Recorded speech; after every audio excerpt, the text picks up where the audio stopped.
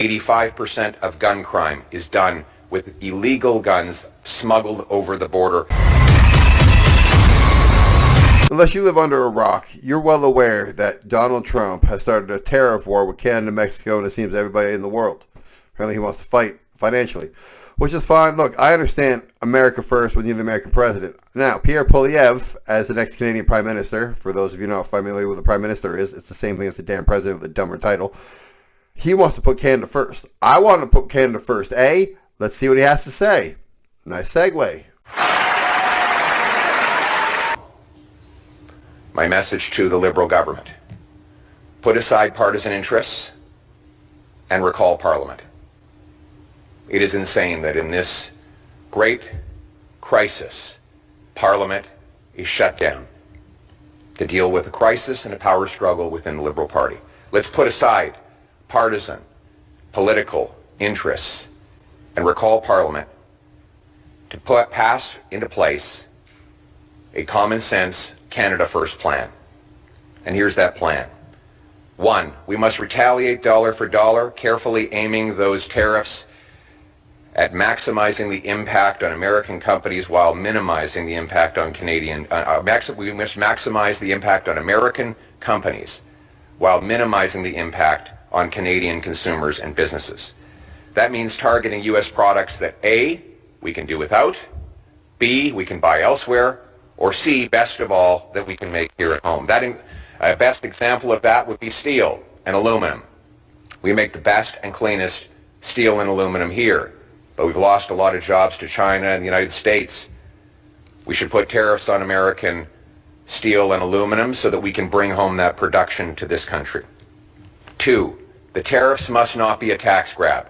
None of the money from the tariffs should stay in government coffers or be spent on unrelated government priorities. All of it should go back to the workers and businesses that are affected, and most of it should go back in the form of a massive tax cut. And that is why I'm calling for the passage of an immediate emergency bring it home tax cut. The tax cut would be designed to save jobs, create jobs, crush inflation, and boost our economy. We need to cut taxes on work, investment, energy, home building, and making stuff at home. Let's start by axing the Liberal carbon tax and the Liberal capital gains tax hike. They should be the first on the chopping block. 4, we must immediately scrap the Liberal anti-energy law C-69 and greenlight job-creating projects now. That includes LNG plants, pipelines, mines, factories, port expansions, so that we can get our products to overseas markets without going through and profiting the United States. It was insane for us to block our industries before this crisis. It is a fatal mistake now.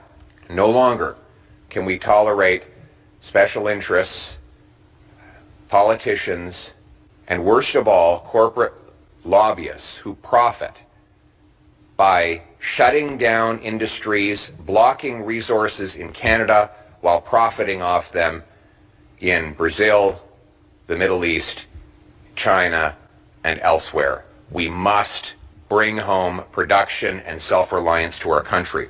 Which brings me to 5. We need to knock down interprovincial trade barriers to have truly free trade across our country. We are in this state because we sell twice as much to the Americans as we sell to ourselves. These interprovincial barriers are destructive. They kill jobs, they drive up consumer prices, and they cost the average family $6,000 a year. Let's knock them down, and let's be a truly free trading economy ourselves. 6, we must rebuild our military and take back control of our borders to regain the confidence of our partners, assert our sovereignty, protect our people, and put Canada first. Let us be clear. Our border needs to be taken back into our control, not to please the president, but to protect our own people. The fact that we have 20,000 to 500,000 people here illegally, according to the government, was a problem before these tariffs. The fact that we've lost 47,000 people to fentanyl overdoses should never have been allowed to happen. We must secure our border to stop the guns that are killing our people. 85% of gun crime is done with illegal guns smuggled over the border. We must secure our border, again, to protect our own people and save the lives of our own children.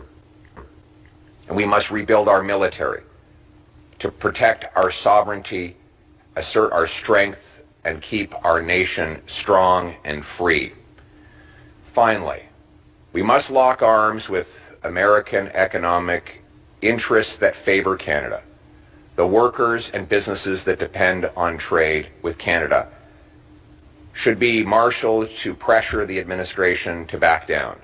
We must go to key states that will be up for grabs in the congressional elections 2 years from now and let their congressmen and senators know that they will be running on a bad economic record if refinery workers have lost jobs because Canadian oil can no longer make it to them, or if young families can't buy homes because lumber is even more expensive for home builders, or families that are already suffering from inflation are paying more for gas because our energy has become more expensive due to American tariffs.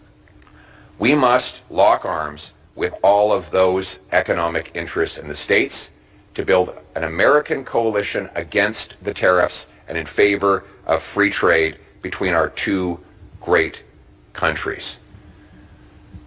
As always, we will stand strong with growing confidence. We are the second biggest landmass in the world, 41 million brilliant people, the third biggest supply of oil, fifth biggest supply of natural gas, biggest supply of uranium and potash. We have not 1, 2, or 3 coasts. We have, if you include the Great Lakes, we actually have 4 coasts that can take us to tidewater. We have the biggest supply of fresh water anywhere on Earth, the 5th biggest supply of farmland. We should be the richest nation on Earth. These tariffs are a wake-up call that it is time for us to meet our potential. It is time for us to be a country that can trade with itself, a country that builds homes quickly for its youth, a country that allows entrepreneurs to succeed quickly and profitably so that success is once again rewarded, a country that allows hard work to pay off, a country that harvests its own resources, that secures its borders to protect its people, that builds its military to protect its sovereignty, unites its people to protect our common history and common future. We will always put Canada first, today, tomorrow, and forever. Let's bring it home. Well, ladies and gentlemen, if you've ever seen one of my videos, I'm known for interrupting the whole goddamn video because that's the point of a reaction video. There was nothing I couldn't say that he didn't say that better than I would have said it or as good as I would have said it. Canada first. Like Trump is putting America first. I completely understand it. Americans want to be America first. Duh. Canada. Of course Canadians want Canada to be first. Of course, look, everything he said.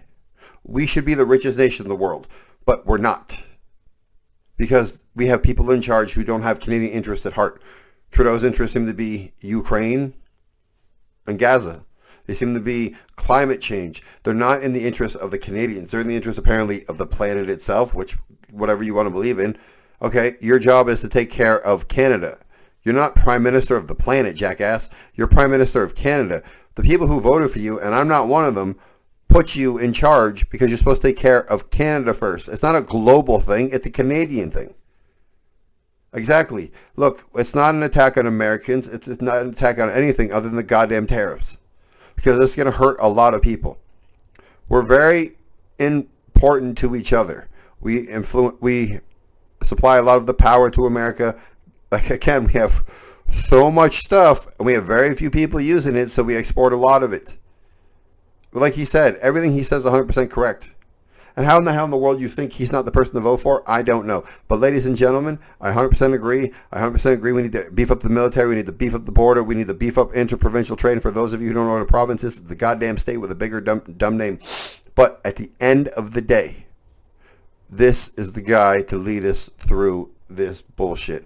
You need to call Parliament. You need to figure out what to do. You can't sit around because the Liberal Party has lost the Prime Minister and now they don't know who to put in charge because everybody's worse than him and he sucked in the first place. So instead of saving the country, you're going to try to save themselves while letting the country what? Fall apart because Trump is in charge and doing America first. Like I said, I understand.